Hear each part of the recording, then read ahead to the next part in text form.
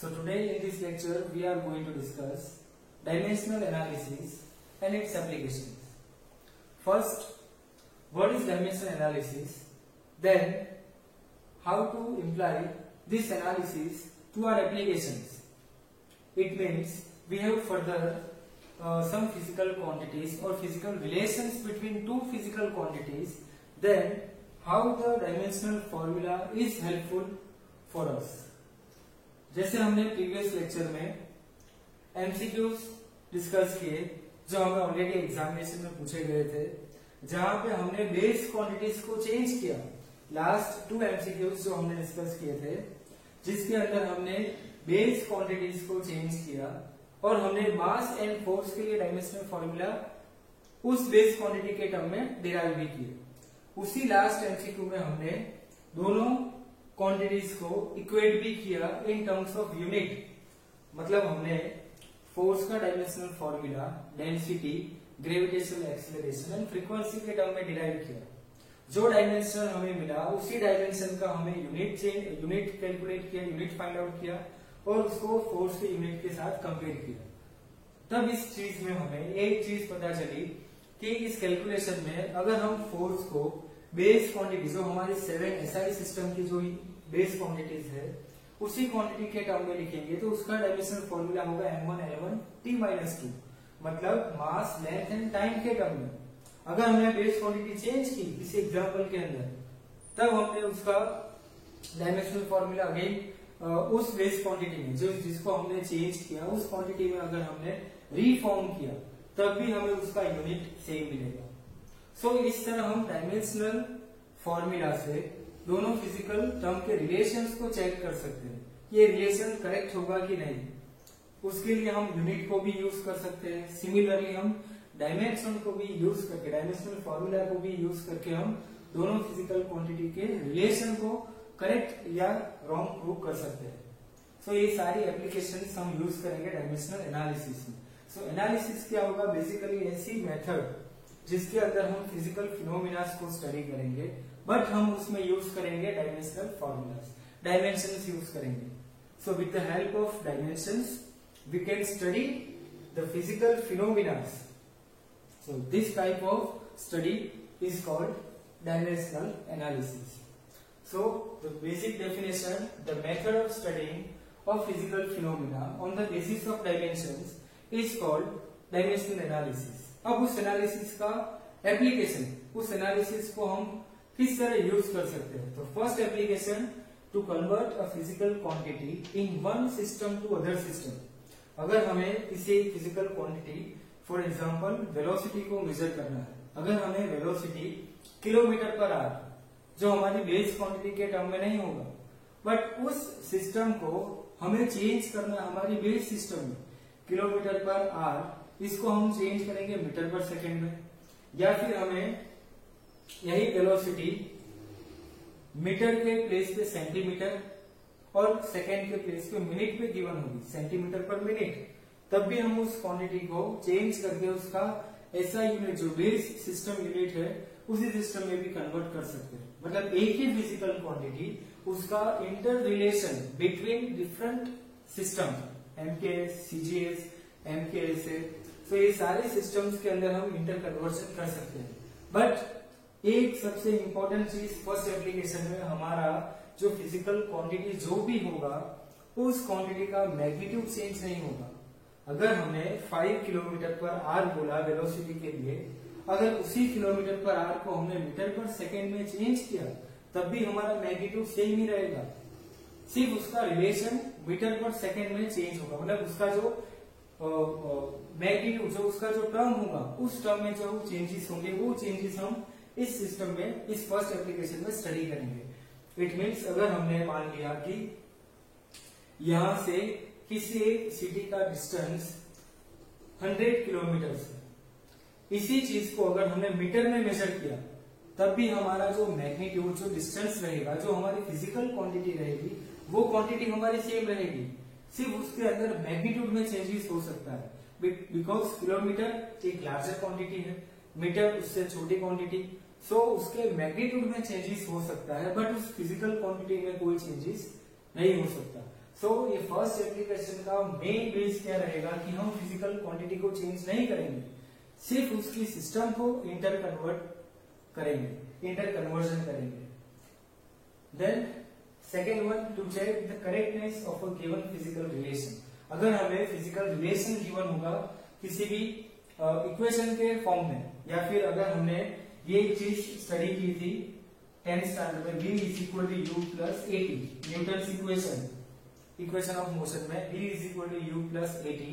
तो अगर ये इक्वेशन करेक्ट होगी, ये रिलेशन करेक्ट होगा, इसको हम प्रूव कर सकते हैं with the use of dimensional analysis. So हम यहाँ से इस क्वांटिटी का डायमेंशन चेक करके उसको बता सकते हैं कि ये इक्वेशन राइट है या रॉन्ग है। Then to derive a relation between different physical quantities, other physical quantity के रिलेशन को हम प्रूव कर सकते हैं, डिराइव कर सकते हैं बाय यूजिंग डायमेंशनल एनालिसिस। सो ये सारी एप्लीकेशन वन बाय वन हम स्टडी करेंगे, बिकॉज इस एप्लीकेशन के बेस पे आपका एक क्वेश्चन कंफर्म होगा। इसके बेसिस पे आपका एक क्वेश्चन बन सकता है आपके एंट्रेंस एग्जाम या बोर्ड एग्जामिनेशन में। सो फर्स्ट एप्लीकेशन स्टार्ट करेंगे सबसे पहले, to convert a physical quantity in one system to other system.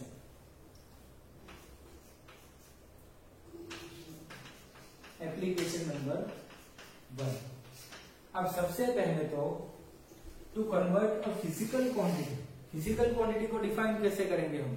Physical quantity क्या होगी? किसी भी फिजिकल क्वांटिटी को डिफाइन करने के लिए कौन से टर्म्स की रिक्वायरमेंट होगी? फॉर एग्जाम्पल हमने मान लिया force is equal to 5 newton. Force होगा फिजिकल क्वांटिटी, ये एक हमारी फिजिकल क्वांटिटी जिसको डिफाइन करने में हमें एक वैल्यू की रिक्वायरमेंट होगी और उसके साथ उसका यूनिट कंपल्सरी होना चाहिए, तभी हम इसको डिफाइन कर सकते हैं कि ये फिजिकल क्वांटिटी हमें फोर्स दिखाती है। इट मीन्स अगर हमने लिख लिया यहाँ पे F इज इक्वल टू 5, तो 5 का क्या मीनिंग होगा?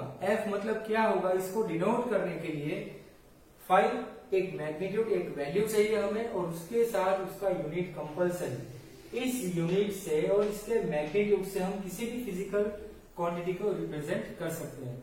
For example 5 metre per second, तो इस मैग्नीट्यूड और इस यूनिट से हम इस फिजिकल क्वांटिटी को डिफाइन कर सकते हैं। 5 metre per second it means या तो ये स्पीड होगी या वेलोसिटी। स्पीड और वेलोसिटी में क्या डिफरेंस होगा, ये हम चैप्टर नंबर 4 में स्टडी करेंगे, वेक्टर एंड स्केलर क्वांटिटीज में, जो आप ऑलरेडी उसका बेसिक लोअर स्टैंडर्ड्स में स्टडी कर चुके हो। सो किसी भी फिजिकल क्वांटिटी को डिनोट करने के लिए, उसको डिफाइन करने के लिए दो चीज जो कंपल्सरी चाहिए हमें, उसका मैग्नीट्यूड और उसका यूनिट। सो फिजिकल क्वांटिटी की बेसिक डेफिनेशन क्या होगी? Physical quantity is equal to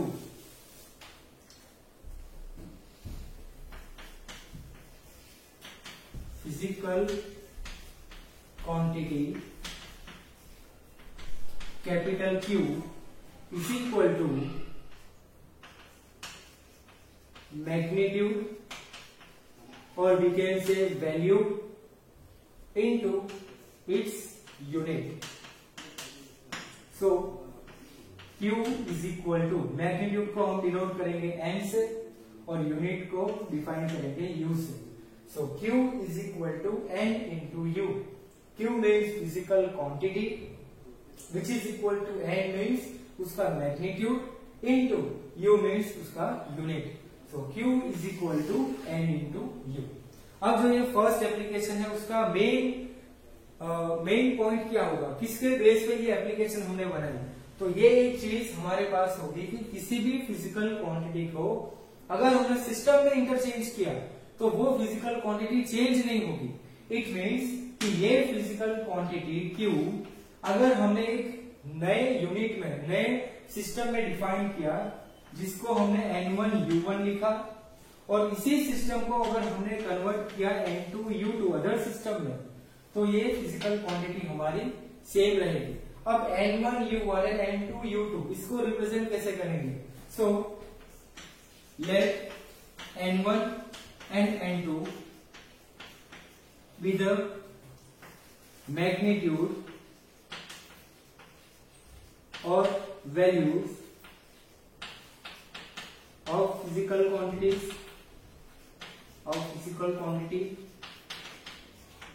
and U1 and U2 be the units for the physical quantity। अब इस यूनिट को डिफाइन करने के लिए हमारे पास जो स्टैंडर्ड डायमेंशंस है, जो हमारे 7 बेस क्वांटिटीज है, उसी 7 बेस क्वांटिटी से हमने 3 क्वांटिटी जो हमारी स्टैंडर्ड, जो हमारे नॉर्मली सारे फिजिकल क्वांटिटी को रिप्रेजेंट कर सकती है, उसी डायमेंशन में अगर हमने यूनिट्स को लिखा तो U1 के लिए हम यूज करेंगे M1 L1 T1 और U2 को हम डिफाइन करेंगे नए सिस्टम के अंदर जिसका डायमेंशन तो सेम होगा M2 L2 T2, सिर्फ उसके ये M1 L1 एंड T1 ये जो 1 हमने डिनोट किया ये फर्स्ट सिस्टम के लिए एंड यहाँ पे जो 2 हमने डिफाइन किया वो सेकेंड सिस्टम के लिए। अब हमें इसी सिस्टम को इंटर कन्वर्जन के साथ लिखना है। इसका मतलब कि अगर हमारे पास U1 फर्स्ट यूनिट जिसके लिए हमें मास का डायमेंशन होगा A, L1 का डायमेंशन होगा B एंड T1 का डायमेंशन होगा C, मतलब मास, लेंथ एंड टाइम का डायमेंशन A B C के टर्म में, A B C के टर्म में हम लिखेंगे, तब हमें कैलकुलेट करना होगा सेकेंड सिस्टम का कन्वर्जन, सेकेंड सिस्टम का वैल्यू, इट मीन्स N2। इसका एग्जांपल जब हम स्टार्ट करेंगे तब आपको ये और भी क्लियर होगा, बट यहाँ पे सिर्फ एक बेसिक फॉर्मूला लिखा मैंने, उसी बेसिक फॉर्मूला का हमारे पास फाइनल टर्म होगा if we have Q is equal to N1 U1 which is equal to N2 U2, then N1 into U1 means we have M1 raised to A, L1 raised to B, T1 raised to C, which is equal to N2 raised to A, L2 raised to B and T2 raised to C। अगर हमें पूछा गया होगा 1 kilometre per hour which is equal to dash metre per second, it means kilometre per hour system को हमें convert करना है metre per second में। सो हमने चेंज किया सिर्फ उसका मैग्नीट्यूड, फिजिकल क्वांटिटी सेम रहेगी, जो हमारी फिजिकल क्वांटिटी होगी वो Q सेम होगी। N1 U1 is equal to N2 U2, हमने जो चेंज किया सिर्फ उसका यूनिट, एक में यूनिट हुआ हमारा किलोमीटर पर आवर, दूसरे में यूनिट किया हमने metre per second. First unit के सिस्टम में हमारा मैग्नीट्यूड था 1 kilometre per our, it means N1 की वैल्यू 1, तो N2 की वैल्यू हमें कैलकुलेट करनी होगी। तो इस टाइप के एप्लीकेशन के बेस पे न्यूमेरिकल्स हमें आएंगे। एक सिस्टम से सेकेंड सिस्टम में जाएंगे हम, सिर्फ उसका मैग्नीट्यूड हमें चेक करना होगा। सो अगर हमें N2 कैलकुलेट करना है तो N2 इज इक्वल टू ये होगा N1 into M1 raise to A, L1 raise to B, T1 raise to C upon M2 raise to A, L2 raise to B, T2 raise to C। So the final term N2 is equal to N1 into M1 by M2 raised to A, L1 by L2 raised to B, T1 by T2 raised to C। ये हमारा standard base formula for the inter conversion of one physical quantity, सिर्फ हमने उसकी system के अंदर changes किया। तो ये हमारा final base formula N2 is equal to N2 is equal to N1 into M1 by M2 raised to A, L1 by L2 raised to B, T1 by T2 raised to C। अब हमें यहां से सिर्फ N2 की value calculate करनी है। इसी base formula को हम यूज करेंगे एक एग्जांपल के साथ, तब आपको इस फॉर्मूला का रियल आइडिया आएगा कि हम इस फॉर्मूला को कैसे यूज कर सकते हैं। सो फर्स्ट इस बेसिक थ्योरी के लिए स्क्रीनशॉट ले लीजिए, इसके बाद एक एग्जांपल स्टार्ट करेंगे।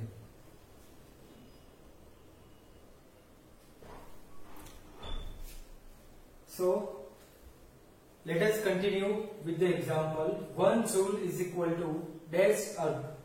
अब इस SI यूनिट जूल को अगर हमें कन्वर्ट करना होगा CGS यूनिट अर्ग में, सो 1 जूल का कन्वर्जन हमें अर्ग में करना है, तो कितना उसका वैल्यू में मतलब उसका मैग्नीट्यूड कितना चेंज होगा। बिकॉज हमें यहाँ पे अगर इसको कंपेयर करेंगे N1 U1 is equal to N2 U2, so N1 1 first unit joule, second unit erg, N2 हमें कैलकुलेट करना है। तो इसी एग्जाम्पल को अगर हम हमारी स्टैंडर्ड मेथड से कंपेयर करेंगे तो हमें N2 की वैल्यू फाइंड आउट करनी है। अब सबसे पहले स्टेप बाय स्टेप इस टाइप के एमसीक्यू आपको सॉल्व करना है। सो स्टेप नंबर 1, अगर आपको यहाँ पे क्वांटिटी गिवन है जूल, सो जूल से आपको इसका डायमेंशनल फॉर्मूला मतलब ये कौन सी फिजिकल क्वांटिटी को रिप्रेजेंट करेगी। So joule it means energy, dimensional formula of energy, मतलब हमारा डायमेंशनल फॉर्मूला एनर्जी के लिए क्या होगा, M1 L2 T-2। सो जो हमारी फिजिकल क्वांटिटी है यहाँ पे गिवन जूल का अर्ग में कन्वर्जन, ये फिजिकल क्वांटिटी कौन सी होगी, एनर्जी M1 L2 T-2। तो इसी फॉर्मूला से A is equal to 1, B is equal to 2 and C is equal to -2। तो ये स्टेप नंबर 1 में हमने A, B एंड C की वैल्यू फाइंड आउट की। सो हमें इस बेस फॉर्मूला से A, B एंड C की वैल्यू मिली। नाउ दो पार्ट में हमारी अलग अलग system, first SI system, second one CGS system. अब SI सिस्टम में हमारे पास 1 जूल इट मीन्स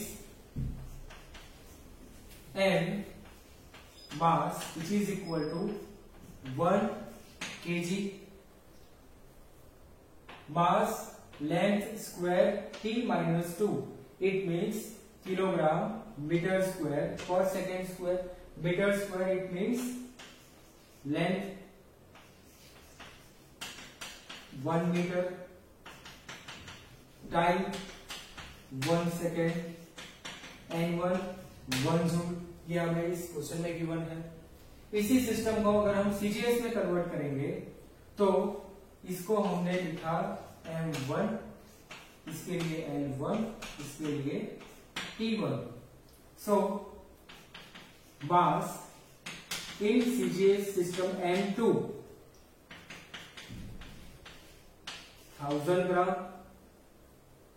मतलब CGS में होगा तो ये 1 ग्राम, length it means L2 which is equal to 1 centimeter,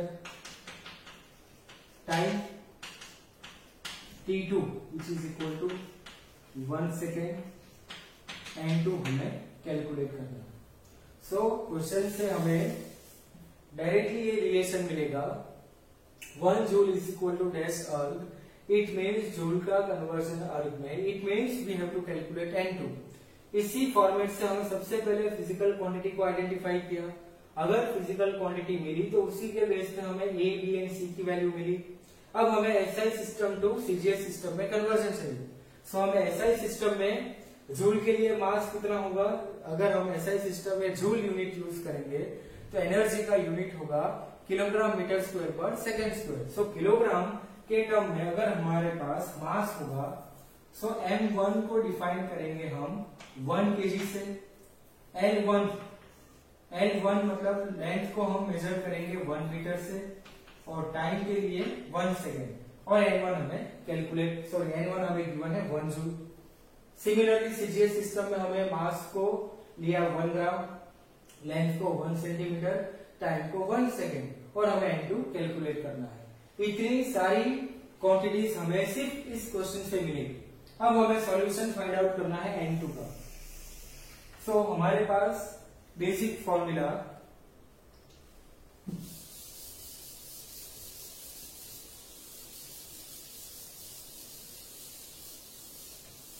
N2 which is equal to N1 into M1 by M2 raised to A, L1 by L2 raised to B, T1 by T2 raised to C। ये हमारा standard formula है।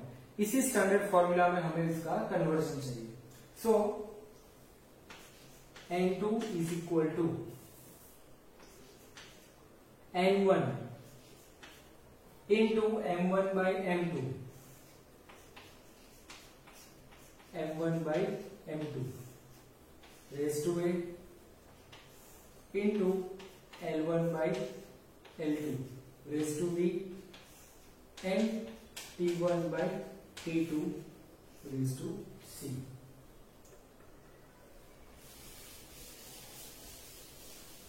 अब हम इसका calculation start करेंगे। सो N2 is equal to N1 means 1, M1 mass 1 kg।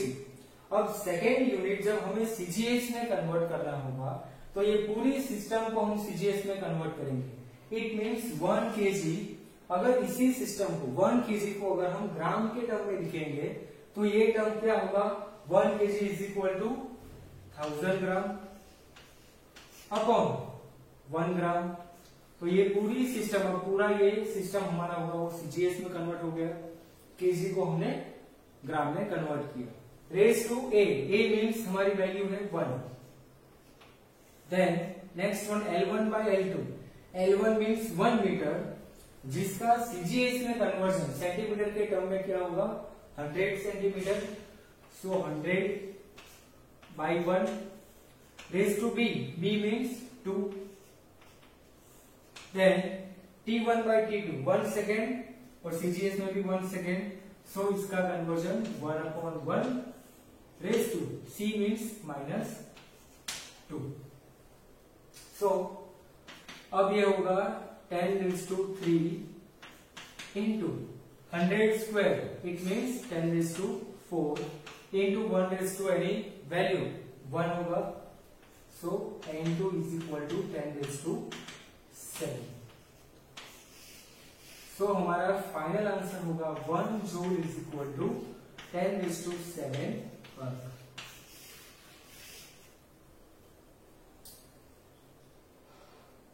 सो ये first application का example, interconversion of joule into erg. Next for your homework, 1 newton is equal to, ये आपको होमवर्क में कंप्लीट करना है सेम मेथड के साथ।